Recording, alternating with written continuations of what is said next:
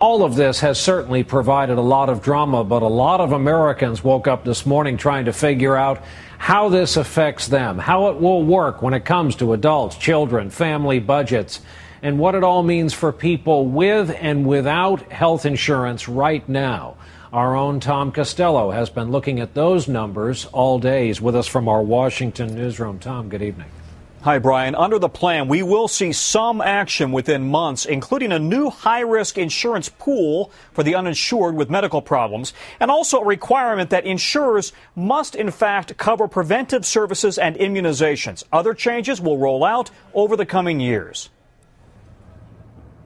Once the bill becomes law, Democrats promise some changes will come quickly. Insurers would be unable to deny coverage to children with pre-existing conditions or cancel coverage when someone gets sick. And parents could keep older kids on their coverage until they're 26. But the biggest changes will start in 2014. That's when Medicaid insurance would undergo a huge expansion to cover the poor, families making less than $30,000. And most Americans would be required to have insurance, though families earning under $88,000 a year would get government subsidies to help offset the cost of buying insurance. Meanwhile, a family of four earning $100,000 that does not have insurance would have to buy it or pay a penalty. Penalties on uninsured families would be capped at $2,250.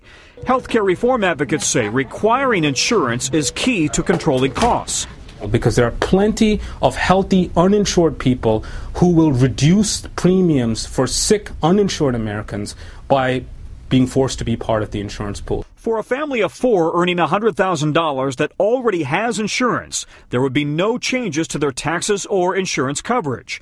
But to pay for the Medicaid expansion, the wealthy will pay a lot more. For individuals earning more than $200,000 or families earning more than $250,000 a year, Medicare taxes are poised to go up on income above those levels, from 2.9% to 3.8%, a 30% increase. And for the first time, that tax will also apply to investment income for the wealthy. As for businesses with 50 or more employees, in 2014 they'll have to pay $2,000 per employee if they don't offer insurance coverage. Meanwhile, starting that year, small businesses and the self-employed could buy coverage through an insurance exchange.